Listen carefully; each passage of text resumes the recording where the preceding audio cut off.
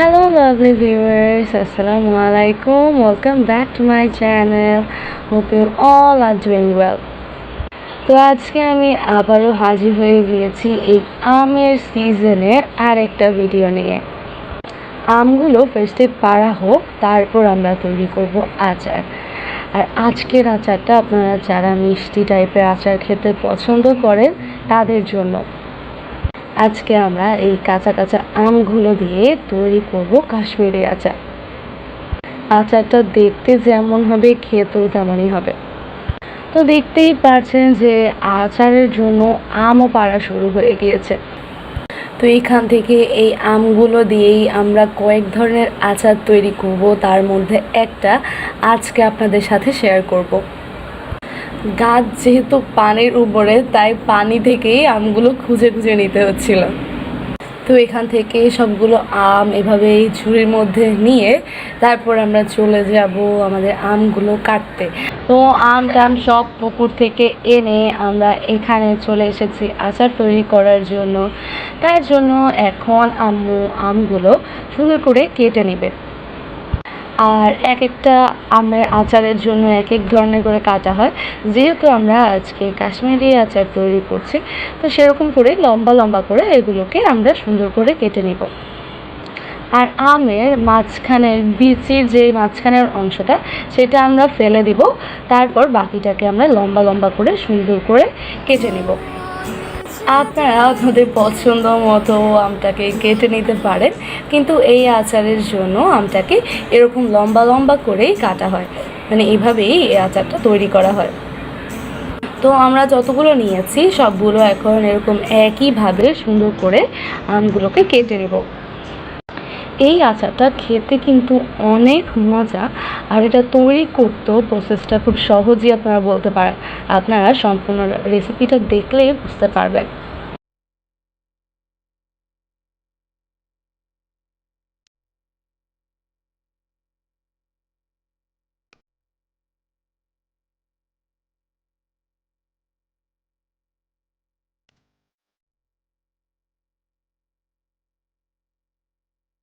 তো সবগুলো আম সুন্দর করে কাটা হয়ে গেলে আপনারা দেখতেই পাচ্ছেন যে আমরা কীভাবে সবগুলোকে কেটে নিয়েছি। এবার হচ্ছে এগুলোকে আবারও ওয়াশ করার পালা। তার জন্য আমরা এখানে একটা বোলের মধ্যে পানি নিয়ে নিয়েছি। পানির মধ্যে আমরা দিয়ে দিয়েছি লবণ। পানির সাথে লবণটাকে একটু ভালোভাবে মিক্স করে আমরা এতে আমাদের যে আমটা সেটা দিয়ে দিব। এবার এটাকে এই লবণের মধ্যে কিছুক্ষণ একটু ভিজিয়ে এটাকে ভালোভাবে ধুয়ে তারপর এটাকে আবারও ভালো পানি দিয়ে, মানে নর্মাল পানি দিয়ে আবারও ধুয়ে নিব। কয়েকবার করে এটাকে আমাদের এভাবে ওয়াশ করতে হবে। ভালোভাবে পরিষ্কার করা হয়ে গেলে আমরা এটাকে একটা ছাঁকনির মধ্যে নিয়ে নিয়েছি, মানে হাজি টাইপের একটা ইয়ের মধ্যে নিয়ে নিয়েছি। এবার এটার পানিটাকে একদম আমাদের ভালোভাবে একদম কী বলবো, এমনভাবে মুছে নিতে হবে যাতে আমাদের আমের গায়ের মধ্যে একটুও পানি না থাকে। একটা পিস করেও আলাদা আলাদা করে এটার পানিটা সোক করে নিয়েছি। এটা খুব ইম্পর্টেন্ট, পানিটা আমাদের ভালোভাবে একদম যাতে আমের মধ্যে একটুও পানি না থাকে এরকমভাবে চেপে নিয়ে নিতে হবে। তো আমরা আমের প্রত্যেকটা পিস এরকম করে প্রেস করে করে এটার পানিটা নিয়ে নিব। তারপর আমরা আমাদের আচারের মেন প্রসেসটা শুরু করব। তো এখানে আমরা একটা পাত্র নিয়ে নিয়েছি যার মধ্যে আমরা আমাদের আচারটা রান্না করব। তার মধ্যে আমরা দিয়ে দিচ্ছি চিনি। আমরা এখানে 1 কেজির মতো চিনি নিয়েছি। আর যেহেতু গ্রামে তৈরি করছি, আমি জানি না কেন গ্রামের এই চিনিগুলোর মধ্যে এরকম পিঁপড়ে থাকে। তো আমরা পরে এই পিঁপড়েগুলোকেও আবার আলাদা করে, মানে চিনিটাকে বেছে নিয়েছি যাতে কোনো পিঁপড়ে না থাকে। তারপর এর মধ্যে আমরা দিয়ে দিচ্ছি পানিটা দিয়ে এটাকে আমরা চুলায় বসিয়ে দিব যাতে এটার বলক চলে আসে। আর এদিকে আমরা এখানে আদা নিয়ে নিয়েছি। আদাটাকে আমরা এরকম করে কেটে নিয়েছি, আপনারা এটাকে জুলিয়ান কাটও বলতে পারেন। এই আচারটার মধ্যে এরকম করে আদা কেটে অ্যাড করতে হয়। তারপর আমরা এখানে শুকনো মরিচকে এরকম করে কেটে নিয়েছি, আপনারা দেখতেই পাচ্ছেন একদম কি সুন্দর করে লম্বা লম্বা করে আমরা এগুলোকে কেটে নিয়েছি। এটা আমরা অ্যাড করলে দেখবেন আচারের চেহারাটাই বদলে যাবে। আর এদিকে এই যে আমরা আমাদের লাকড়ির চুলায় আর কি মাটির চুলার মধ্যে আজকে আচারটা তৈরি করা হবে। তার জন্য ফার্স্টে চুলায় আমাদের চিনি আর পানিটা বসিয়ে দেওয়া হয়েছে। তারপর এতে আমরা আমাদের আদা কুচিটা অ্যাড করে দিয়েছি। এবারে আদা কুচিটা আমরা এখানে এরকম নিয়ে যে রান্না করব যতক্ষণ না এটা একদম ভালোভাবে বলক চলে আসছে। আপনারাও আদাটাকে এরকম করেই কেটে অ্যাড করবেন, এটা কিন্তু দেখতেও ভালো লাগে আর এটা কিন্তু খুব সুন্দর একটা ফ্লেভার আনে আচারের মধ্যে। তো কিছুক্ষণ আদাটাকে পানির মধ্যে একটু নেড়ে চেড়ে আমরা এতে পরিমাণ মতো লবণ অ্যাড করে দিয়েছি, একদম সামান্য পরিমাণে। তারপর এটাকে আবারও কিছুক্ষণ একটু নেড়ে চেড়ে নিচ্ছি। এবার এটার একদম ভালোভাবে বলক আসার অপেক্ষা। তারপর আমরা এতে আমাদের আমটা দিয়ে দিব।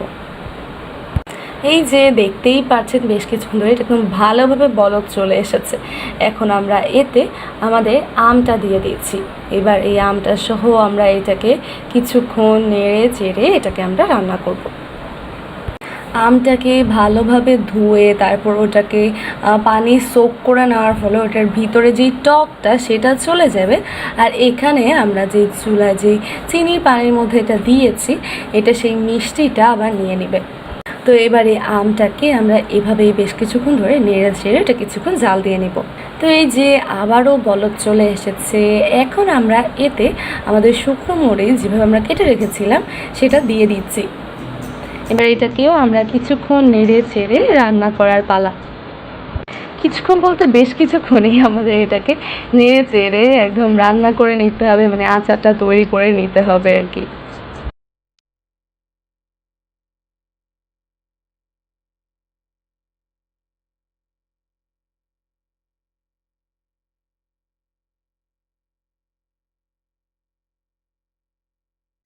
তো এই যে আপনারা দেখতেই পাচ্ছেন যে বেশ কিছুক্ষণ ধরে আমরা এটাকে নেড়ে ছেড়ে আমটাকে এইভাবে আমরা এটাকে জাল দিয়ে নিচ্ছি।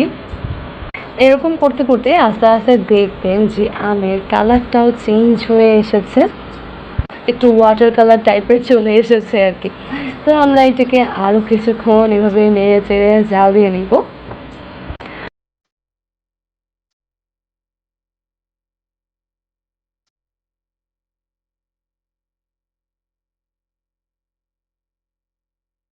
তো এখন আমরা এতে অ্যাড করব ভিনেগার। আমরা এখানে এরকম ছোট একটা চায়ের কাপের 2 কাপ ভিনেগার অ্যাড করব। এরকম চায়ের কাপ তো সবার কাছেই থাকে, তো আপনারা এটা ব্যবহার করে এরকম ভিনেগারটা অ্যাড করতে পারেন। এবার এই আচারের আর তেমন কোনো কাজ নেই, মানে আর কিছু অ্যাড করতে হবে না, কত সহজ না। এবার আমরা এটাকে শুধু জাস্ট একটু নেড়ে জাল দিয়ে নিব। আরও কিছুক্ষণ জাল দেওয়ার পরে যখন দেখবেন যেটার কালারটা একটু চেঞ্জ হয়ে আসছে তখন আর এটাকে এরকম জোরে জোরে নাড়াচাড়া করা যাবে না। আর আমাদের যে পানিটা সেটাও আরও কমে আসতে হবে, শিরাটাও আর একটু ঘন হয়ে আসতে হবে। তার জন্য এটা আমাদের আরও কিছুক্ষণ জাল দিয়ে নিতে হবে। তো এই যে আপনারা দেখতেই পাচ্ছেন যে আমের কালারটা কেমন চেঞ্জ হয়ে এসেছে। আপনারা নিশ্চয়ই দেখেই বুঝতে পারছেন, এটা আপনাদেরকে দেখে বুঝে নিতে হবে, আর তৈরি করার সময় আপনারা এমনিতেই বুঝতে পারবেন। তার বেশিক্ষণ লাগবে না, আর কিছুক্ষণ এটাকে জাল দিয়ে এটার পানিটা আমাদের আরেকটু কমিয়ে নিতে হবে। আর লাস্টে আমরা আপনাদেরকে দেখিয়ে দিব যে এই আচারের পানিটা কেমন থাকে। আরও কিছুক্ষণ এটাকে এভাবে জাল দিলে আমাদের আচারটা একদম রেডি।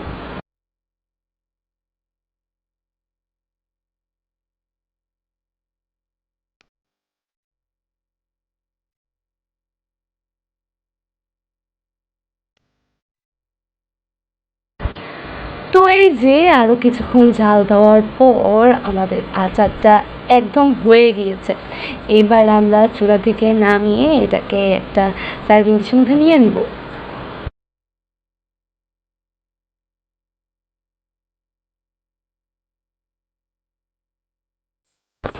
তো এই যে আমাদের আচারটা একদম রেডি। মাশাআল্লাহ, এটার কালারটা কতটা সুন্দর এসেছে আপনারা দেখতেই পাচ্ছেন। আর এটার যেই ঝোলটা আপনারা দেখেন, এটা এরকম একটা কনসিস্টেন্সি থাকবে আর কি আমাদের শিরাটা। তো দেখতেই পাচ্ছেন যে কত ইজিলি আমরা এই কাশ্মীরি আচারটা তৈরি করে নিলাম।